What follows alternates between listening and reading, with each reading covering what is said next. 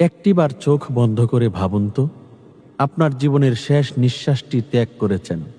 আপনার চারপাশে কান্নার রোল, কিন্তু আপনি আর কিছুই শুনতে পাচ্ছেন না। আপনার শরীর নিথর, আপনার প্রিয়জনেরা আপনাকে শেষবারের মতো স্পর্শ করছে, গোসল দিচ্ছে, সাদা কাফনে মুড়ে দিচ্ছে, কিন্তু কিন্তু আপনার আর কোনো অনুভূতি নেই। আপনাকে বহন করে নিয়ে যাওয়া হচ্ছে সেই চূড়ান্ত গন্তব্যের দিকে, একটি অন্ধকার সংকীর্ণ গর্তে। আপনাকে একা রেখে দেওয়া হলো, আপনার ওপরে মাটির চাপা পড়েছে। ধীরে ধীরে পৃথিবীর সমস্ত আলো আর শব্দ বিলীন হয়ে যাচ্ছে। আপনার আপনজনেরা ফিরে আসছে, কিন্তু আপনি রয়ে গেছেন একা, চির একাকিত্বের সঙ্গী হয়ে। এটাই বাস্তবতা, এটাই কবরের জীবনের প্রথম রাত। সেই রাতে, সেই ভয়ঙ্কর নীরবতায় আপনার সাথে ঠিক কি ঘটবে, চলুন জেনে নেওয়া যাক। রাসূলুল্লাহ সাল্লাল্লাহু আলাইহি ওয়াসাল্লাম বলেছেন, কবর হলো আখিরাতের প্রথম ঘাঁটি। যে এখানে মুক্তি পেল, তার জন্য পরবর্তী ধাপগুলো সহজ হয়ে যাবে। আর যে এখানে ব্যর্থ হলো, তার জন্য অপেক্ষা করছে আরও ভয়ঙ্কর পরিণতি। কবরে রাখার পর প্রথম যে অভিজ্ঞতার সম্মুখীন হতে হবে, তা হলো দম্মাতুল কবর বা কবরের চাপ। এই চাপ এতটাই ভয়ঙ্কর হবে যে তা পাজরের হাড়গুলোকে একে অপরের মধ্যে ঢুকিয়ে দেবে। হাদিসে এসেছে, এই চাপ থেকে কেউই রেহাই পাবে না। তবে একজন মুমিনের জন্য এই চাপটি হবে দীর্ঘ সময় পর ফিরে আসা মায়ের স্নেহময় আলিঙ্গনের মতো, আর একজন পাপীর জন্য এটি হবে এক যন্ত্রণাদায়ক নিষ্পেষণ। এরপর শুরু হবে সেই অন্তহীন একাকিত্ব। আপনার সম্পদ, আপনার পরিবার, আপনার ক্ষমতা, কোনো কিছুই আর আপনার সাথে থাকবে না। রাসূলুল্লাহ সাল্লাল্লাহু আলাইহি ওয়াসাল্লাম বলেছেন, তিনটি জিনিস মৃতের সাথে কবর পর্যন্ত যায়: তার পরিবার, তার সম্পদ এবং তার আমল। দুটি ফিরে আসে, পরিবার ও সম্পদ, আর একটি মাত্র জিনিস তার সাথে থেকে যায়, সেটি হচ্ছে তার আমল। সেই শুনশান নীরবতার মাঝে হঠাৎ করে দুইজন ভয়ঙ্কর আকৃতির ফেরেশতা আপনার সামনে এসে বসবেন। তাদের নাম হবে মুনকার এবং নাকির। হাদিসে তাদের বর্ণনা এসেছে, কালো চেহারা, নীল চোখ, বজ্রের মতো কণ্ঠস্বর। তারা আপনাকে বসিয়ে দেবেন এবং শুরু হবে আপনার জীবনের চূড়ান্ত পরীক্ষা। পরীক্ষায় প্রশ্ন, মাত্র 3টি প্রশ্ন, কিন্তু এর উত্তরের উপরেই নির্ভর করবে আপনার অনন্তকালের ভাগ্য। প্রথম প্রশ্ন,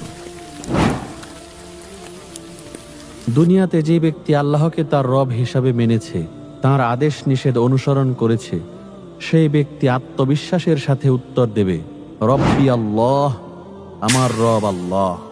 কিন্তু যে ব্যক্তি দুনিয়াতে আল্লাহকে ভুলে গিয়েছিল, সে দ্বিধাগ্রস্ত হয়ে পড়বে, তার মুখ থেকে কোনো উত্তর বের হবে না। দ্বিতীয় প্রশ্ন, ওয়ামা দীনুকা, তোমার দিন কি?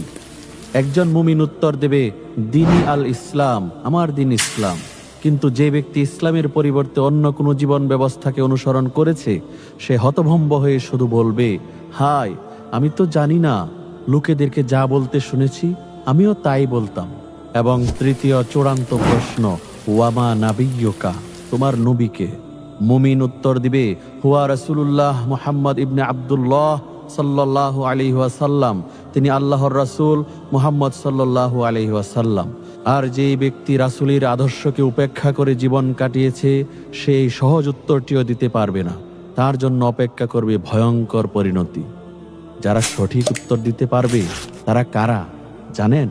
তারা হলো সেই সব ভাগ্যবান আত্মা, যাদেরকে আল্লাহ দুনিয়া এবং আখিরাতে একটি মজবুত এবং প্রতিষ্ঠিত কথা অর্থাৎ ইমানের উপর অবিচল রাখেন। আল্লাহ রাব্বুল আলামিন নিজে পবিত্র কোরআনে এই মুহূর্তটির কথা বলেছেন, ইউসাব্বিতুল্লাহুল্লাযীনা আমানু বিল কওলিস সাবিত ফিল হায়াতিদ দুনিয়া ওয়া ফিল আখিরাহ ওয়া ইউদিল্লুল্লাহুজ যালিমিন ওয়া ইয়াফআলুল্লাহু মা ইয়াশা। যারা ঈমান এনেছে, আল্লাহ তাদেরকে দুনিয়ার জীবনে এবং আখিরাতেও প্রতিষ্ঠিত কথার উপর অবিচল রাখেন, আর আল্লাহ জালিমদেরকে পথভ্রষ্ট করেন, আর আল্লাহ যা ইচ্ছা তাই করেন। এই আয়াতটি হলো মূল রহস্য। কবরের প্রশ্নের উত্তর কোনো মুখস্থ করা বিদ্যা দিয়ে দেয়া যাবে না। এর উত্তর আসবে সরাসরি হৃদয় থেকে, সেই ঈমান থেকে যা দিয়ে আপনি দুনিয়াতে জীবনযাপন করেছেন। যারা সঠিক উত্তর দিতে পারবে তাদের জন্য আকাশ থেকে একটি দৈববাণী আসবে, আমার বান্দা সত্য বলেছে। সাথে সাথে তার কবরকে দৃষ্টি সীমা পর্যন্ত প্রশস্ত করে দেওয়া হবে। তাকে জান্নাতের পোশাক পরানো হবে এবং তার জন্য জান্নাতের একটি দরজা খুলে দেওয়া হবে, যেখান থেকে কিয়ামত পর্যন্ত শান্তিদায়ক সুবাতাস এবং সুগন্ধি আসতে থাকবে। আর যারা ব্যর্থ হবে, আকাশ থেকে ঘোষণা আসবে সে মিথ্যা বলেছে, তার জন্য জাহান্নামের বিছানা বিছিয়ে দেওয়া হবে, জাহান্নামের পোশাক পরানো হবে এবং জাহান্নামের একটি দরজা খুলে দেওয়া হবে। সেই দরজা দিয়ে গরম বিষাক্ত বাতাস এবং দুর্গন্ধ আসতে থাকবে। তার কবরকে এতটাই সংকুচিত করে দেওয়া হবে যে তার পাঁজরের হাড়গুলো একে অপরের মধ্যে ঢুকে যাবে এবং কিয়ামত পর্যন্ত সেই ভয়ঙ্কর আযাব ভোগ করতে থাকবে। ومن أعرض عن ذكري فإن له معيشة ضنكا ونحشره يوم القيامة أعمى। আর যে আমার স্মরণ থেকে মুখ ফিরিয়ে নেবে তার জন্য হবে এক সংকুচিত জীবন এবং আমি তাকে কিয়ামতের দিন অন্ধ অবস্থায় উঠাবো। মুফাসসিরগণ বলেন, এই সংকুচিত জীবনের প্রথম এবং প্রধান প্রকাশ ঘটবে কবরের জীবনে, যেখানে তার কবরকে তার উপর সংকুচিত করে দেওয়া হবে। তাহলে এই কঠিন পরীক্ষার জন্য আমাদের প্রস্তুতি কি? প্রস্তুতি হলো ঈমানের উপর অটল থাকা, শিরক থেকে বেঁচে থাকা, সালাত প্রতিষ্ঠা করা এবং প্রতিনিয়ত আল্লাহর কাছে কবরের এই ভয়ঙ্কর আযাব থেকে আশ্রয় চাওয়া।